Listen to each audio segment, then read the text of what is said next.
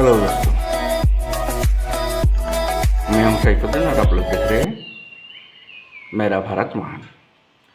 आज मैं बात करूंगा प्रधानमंत्री के बारे में। प्रधानमंत्री जब गुजरात में मुख्यमंत्री था तो तब बहुत सारे बयान दिया गया था, जैसे कि कांग्रेस को वो बयान दिया गया था। कारण ये है कि आज जो हालत है देश का बहुत ही ख़राब है। आप लोगों को पता होगा दोस्तों, आज जो पेट्रोल की दाम है वो 100 से ऊपर हो गया, उस जगह पे थोड़ा कम है। और हमारा जो डॉलर है, पहले के ज़माने से आज जो डॉलर है बहुत ही महंगा हो गया। आज जो डॉलर है 74 रुपये का एक डॉलर में हम लोगों का हो गया है। तो प्रधानमंत्री, आप बयान सुन लीजिए, उसके बाद हम लोग 3 बयान मैंने आप लोगों को सुनाऊंगा। तीनों बयान जो है, एक स्मृति ईरानी का और 2 मोदी का। और अभी जो मोदी प्रधानमंत्री होने के बाद जो क्या बयान दे रहा है, ये भी हम लोग बात करेंगे। साल का रिपोर्ट कार्ड के कुछ ही घंटों में उन्होंने देश में जिस प्रकार से पेट्रोल के दाम बढ़ा दिए, ये दिल्ली सरकार की शासन चलाने की नाकामयाबी का जीता जागता सबूत है। देश की जनता के अंदर भारी आक्रोश है और इसके कारण और भी चीजों पर बहुत बड़ा बोझ होने वाला है। सरकार पर भी बहुत बड़ा बोझ होने वाला है। मैं आशा करूंगा कि प्रधानमंत्री जी देश की स्थिति को गंभीरता से ले और पेट्रोल के दाम बढ़ाए हैं उसको वापस करें। बयान ये है,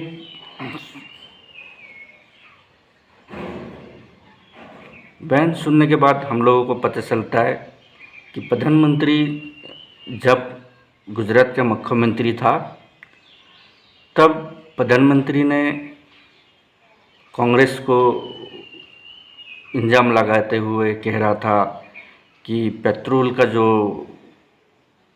कीमतें हैं वो केंद्र सरकार गलत मतलब गलत ये कर रहा है, दाम बढ़ा रहे हैं। केंद्र सरकार को सरकार चलाना नहीं आता है, आज महंगा हो गया इतना। लेकिन मैं प्रधानमंत्री को बोलना चाहता हूँ कि आज आप देख लीजिए, आज दुनिया तरक्की की ओर पे चल रहा है, लेकिन हमारा देश जो है आज पेट्रोल 100 रुपये से ऊपर हो गया। तो आपको ये ध्यान देना चाहिए, जब आप थे मुख्यमंत्री गुजरात का तब आप सवाल कर रहा था कांग्रेस को, तो आज 100 से ऊपर हो गया, लेकिन आपका कोई इसमें आलोचना नहीं है, कोई बातचीत नहीं है। हालांकि पेट्रोल का जो रेट है वो बाहर कंट्री में जिधर से इंपोर्ट होता है हमारा देश में पेट्रोल, जो कंपनियां हैं वो लोग इतना महंगा नहीं ख़रीदते हैं, लेकिन उसके बावजूद हमारा देश में पेट्रोल का इतना महंगा है। उसके हमारा जो पड़ोसी देश है, नेपाल है, बांग्लादेश है, ये इसके अलावा पाकिस्तान भी है, उसके हिसाब से हमारा देश में बहुत ही महंगा है। आप हाल ही में देखा होगा, हमारा देश नेपाल से नेपाल से हमारा देश में ही पेट्रोल ख़रीद के लेके आ रहा था, आज से 1-2 महीना पहले, शायद 2-3 महीना पहले। तो आप हालात को देख सकते हैं कि कैसा हमारा हालात हो गया। प्रधानमंत्री को इसका कुछ ना कुछ कहना चाहिए। और उसके अलावा और एक इल्ज़ाम लगाया था आधार कार्ड को लेकर। आधार कार्ड जो है ये हमारा देश में आज डिजिटल हो गया है, लेकिन इसका पहले जो मोदी ने कांग्रेस को हमला कर रहा था आधार कार्ड के ज़रिए कि जनता को जवाब देना पड़ेगा, तो कि जनता को जवाब देना पड़ेगा कि केंद्र सरकार जो इतना आधार कार्ड में खर्चा कर रहा है। बोल रहा था प्रधानमंत्री ने कि आज जो आधार कार्ड है उसका वो मैंने आपको बयान सुनाता हूँ, सुन के फिर से हम लोग ये बयान जवाब देंगे प्रधानमंत्री। मित्रों, 2 दिन पहले सुप्रीम कोर्ट का एक जजमेंट आया, जिस आधार कार्ड के नाम पर पूरे हिंदुस्तान में कांग्रेस के लोग नाच रहे थे और न जाने देश के लोगों को क्या कोई बड़ी जड़ी बूटी दे दी है कि जो उनके हर संकटों से मुक्ति दिलाएगी, उस आधार कार्ड पर के वो खेल खेल रहे थे। सुप्रीम कोर्ट से ऐसी डांट पड़ी है। आज सवाल ये है, प्रधानमंत्री जी, देश पूछना चाहता है इस आधार कार्ड के पीछे कितने रुपए।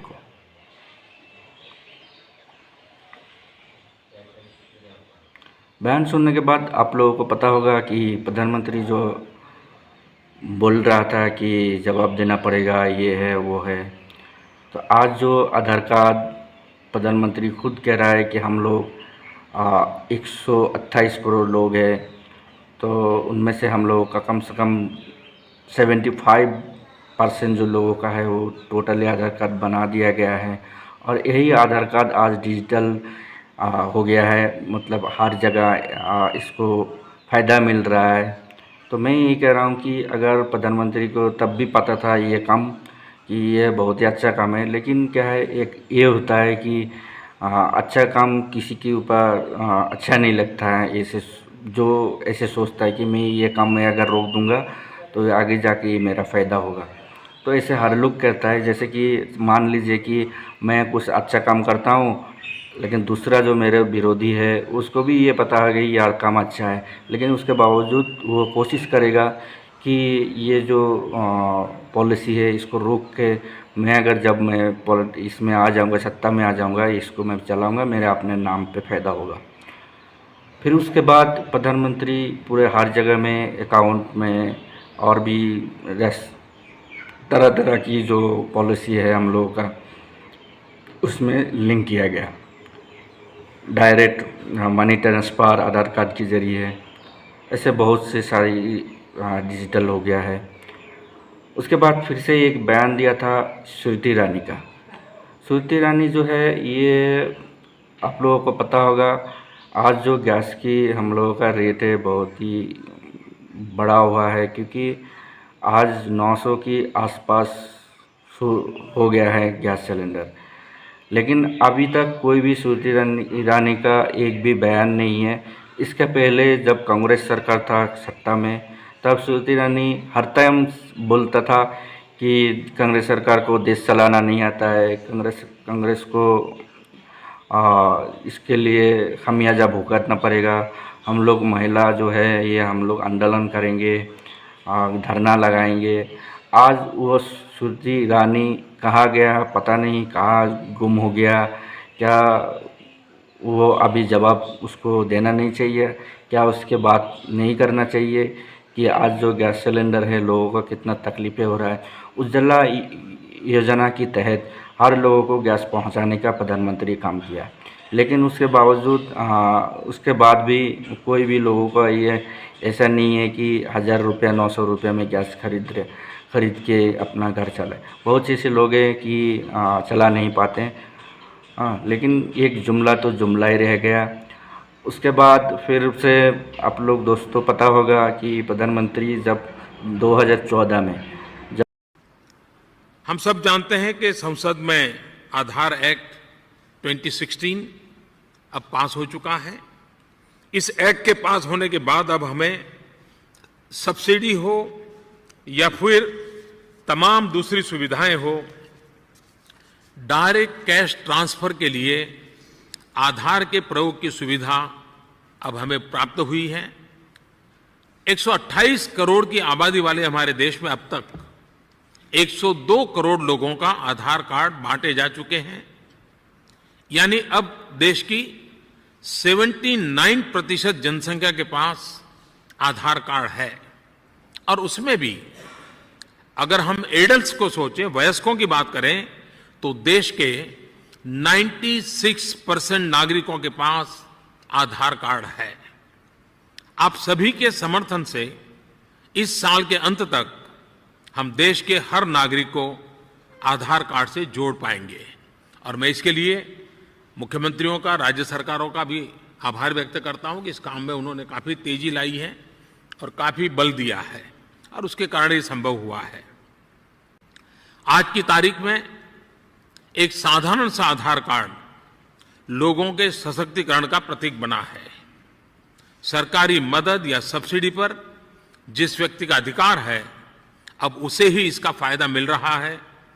पैसा सीधा उसी के खाते में जा रहा है।